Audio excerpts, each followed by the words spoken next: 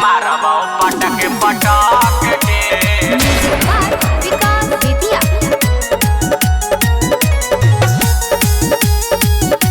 Music by Riya studio Khagaria. रे करमी हमरा से रंगदारी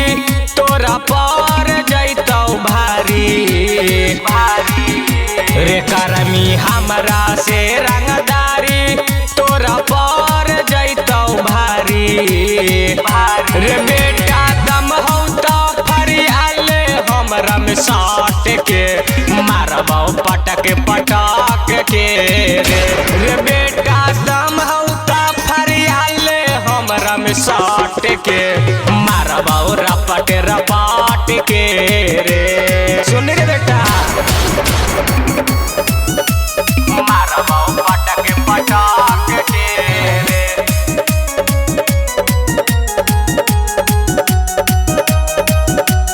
ज्यादा जे उड़ में बेटा पंख देबौ काट रे काम नहीं आइतौ सुने कौनो तोहर बाप रे रे हमर चलै सगरो राज ही लालम के रंगबाज रे बेटा दम हौ तो फरियाले हमरा में साट के मारबो पटक के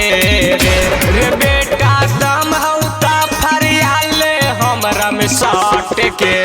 मारबो रपट के रे सुन रे बेटा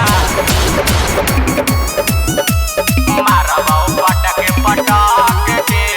रे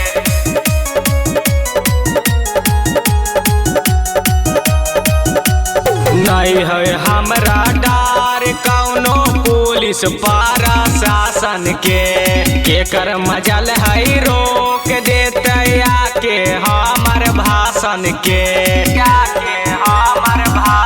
सन्नी सुमन रोशन कुमार तोरा देतौ सन की झार रे बेटा दम हौ तो फरियाले हमरा में साट के मारबो पटक के रे बेटा दम हौ तो फरियाले हमरा में साट के मारबो रपट के रे सुन रे बेटा recording by Riya studio Khagaria Bhadas.